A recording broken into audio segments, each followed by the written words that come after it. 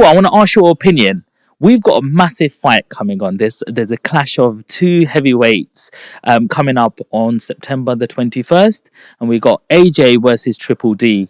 They've had a little altercation in the sort of Gloves Are Off. Was it Gloves Are Off? That little show? Yeah, it was Adi Oladipo, sorry, who was sat in the middle, and you had Frank Warren on one side and Yes. Eddie Hearn on the other side, and the two fighters. And I'm enjoying Daniel Dubois actually coming out of himself, because you could see like he's a little bit reclusive. You could see he's a little bit to himself, a little bit timid, and you know what I mean, he's that way inclined. But I'm enjoying the fact that he's actually coming out of himself, and that's nice to see. You know, that he is coming out of himself. But then Anthony Joshua he not like he's reinvented himself, but I think Anthony Joshua's kind of found himself again. He's found himself to say, like, you know what, I'm not taking on nonsense from anybody. And so it's gonna be for a good fight as long as it lasts. How important is the build up to the fight? It's the most important thing, because it's like this weekend, right? We've got Derek Chisora versus Joe Joyce, right? And I'm telling anybody, make sure you get this on the short, Sean, right? Right, because this is like, take a seat, and I'm with my guy Sean Land. Right? I'm letting you know this now. This weekend is going to be a barn burner. It's going to be a barn burner because you've got Joe Joyce and Derek Chisora, and people looking at this fight like this fight ain't meaning nothing on paper, because they're seeing one guy who's well past peak and another guy who's got knocked out twice by Zhang. So you're thinking, right, I'm telling you now, two old war horses make for a good fight. Forget about any media savvy or how boring they were on their head-to-head or anything else like this. I'm telling you this now. Reason being, because that's all that these men know to do. And Derek Chisora doesn't bottle it from anyone. And Joe Joyce, even though sometimes he fights on the back foot, he always he fights aggressively. And he throws a lot of punches. It's going to be a very, very entertaining fight. And I'm so looking forward to it. So I've got to say a massive big up to Queensbury for putting this on. And like Riyadh Season doing great stuff. Absolutely. Joe Joyce, like at one stage I thought he was gonna be world champion. The way he was, he just like walked through everything. The guy could take every single punch. Yeah. Do you know what I mean? And then all of a sudden he fought sort of Zhang, and poof, that was a bit of a shock. The easiest thing, Sean, is to look at this, right? That water can erode rock, right? And I never like when you hear, oh, well, this guy's so tough. He's got a granite chin. You see, because you're going to keep on taking shots. And I'm telling you, you're getting shots from big guys who are 210 up to 240, 250 in pounds. That's big 19 stone, 20 stone guys flying at you. It's going to take its toll eventually, right? That's what happens. It's going to take its toll eventually on you. And when it takes its toll, that's when you start getting knocked out. I like to hear when guys go, oh, well, this guy's got a good chin. That's nice. But you know what? On top of that, he's got a really good defense, and he's got really, really good boxing ability, right? And we saw this, right, with some of the greats who were kind of reliant on the fact that they were so uber gifted that they could do magical things, like Roy Jones Jr. Yeah. Roy Jones Jr. could do magical things, right? Magical things. I remember the night, was it June 9th or, no, sorry, March 9th, when he beat Andy Ruiz to become the WBA heavyweight champion, right? 2003. I was in Miami with myself, David Hay, Gary Logan, and Adam Booth. We were out there because David Hay was going to be fighting them, so we went out there for a training camp out there. And I remember watching that fight in a bar on Ocean Drive, and it was incredible what I witnessed. It was like, wow, this is crazy. But when you're relying on, not saying that Roy Jones don't know the fundamentals, he does, but he was supremely gifted. He had fundamentals, but he was a speedster. But when you start slowing up a bit, you can get timed, you can get hit, you can get hurt, right? But for many years, we never saw Roy Jones get hit.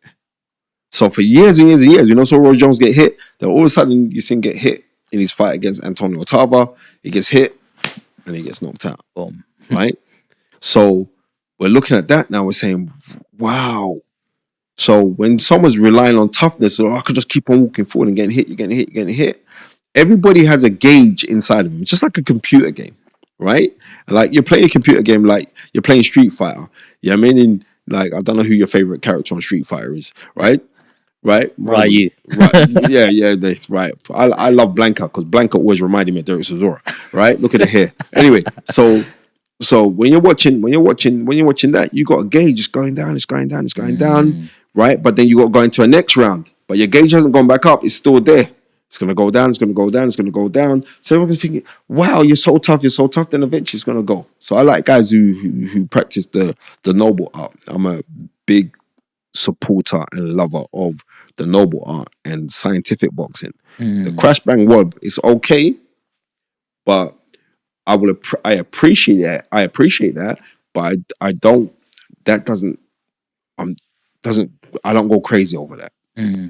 Do you think that's what happened with Mike Tyson? We had that peekaboo style who's really good at his head movement and a real big puncher.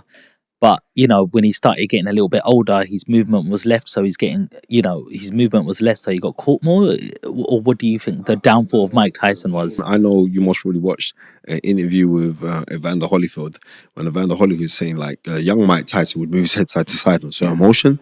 And then as he got slower, as he changed trainer as well, he was with a guy called Kevin Rooney. Then he left, him and Kevin Rooney broke up. And then he was working with Aaron Snowland. And when he was working with those guys, it's like the movement kind of stopped. So you could time Mike Tyson. When that goes, it's not like there's a comparison. Like Mike Tyson really had a really good chin. Right? You got to think about it. He had a really, really good chin. But, and using like Tyson as, if we go back to November of 1986, when he beat Trevor Burbick in 2 rounds to become the WBC heavyweight champion of the world. A lot of people can talk about Mike Tyson. Well, Mike Tyson wasn't really that great. Mike Tyson was. I want people to realize this. When you were 20 years old, what were you doing? When you were 20 years old, at 20 years old, you can't even urinate straight, right? Right. I just want you to realize this, right? And Mike Tyson at age 20, this is spookily scary, knocked out Trevor Burbick to claim the WBC heavyweight championship of the world. And Trevor Burbick wasn't known. Trevor Burbick has been in with good guys, been in with Larry Holmes, who's an all-time great, most probably one of the greatest heavyweights of all time. Beat Pinkland Thomas, who had one of the best jabs I have seen in heavyweight boxing since the great Sonny Liston, right? And he walked through Trevor Burbick like a hot knife through butter. At 20. Realize that. That's the thing that makes Mike Tyson so great.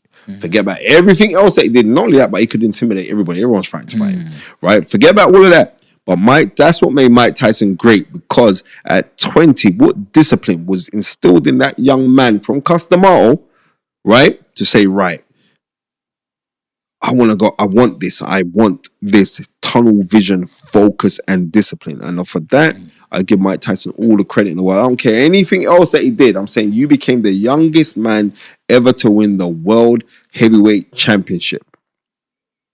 And then you went on to become undisputed champion as well. You beat good men in Tony Tucker. You beat good men in Bone Crusher Smith. You beat good men in Tony TNT Tubbs. You fought good men, right? We would say, oh, but they weren't great. No, but they were good men. And technically, they're head and shoulders, a lot of those guys are head and shoulders technically above the heavyweights that we've got today. Even though heavyweight boxing changed now, right? Usyk is a different kind of monster, right? But I'm saying to you, it is what it is. Mike Tyson, an all-time great, man. He's one of my favorite boxers ever. You know, he's just I want to be like, I'm Mike Tyson, you know, I'm the best ever. Like, he was just so entertaining inside and outside of the ring. And the thing is, he just didn't give a shit. He was just him all the time. He just said what he wanted to. Well, he didn't originally start off like that. No. If you look at Mike Tyson's story, like when he was up in Catskills, when he was being trained or mentored, right, by the late great Customato, Mike Tyson wasn't filmed as this bad boy to say what you want. He was very, very respectful. You'd watch all his, because back then, like 86, you'd wake up early in the morning and you get the reruns that be on ITV, and you'd watch Mike Tyson, and I really liked Mike Tyson then.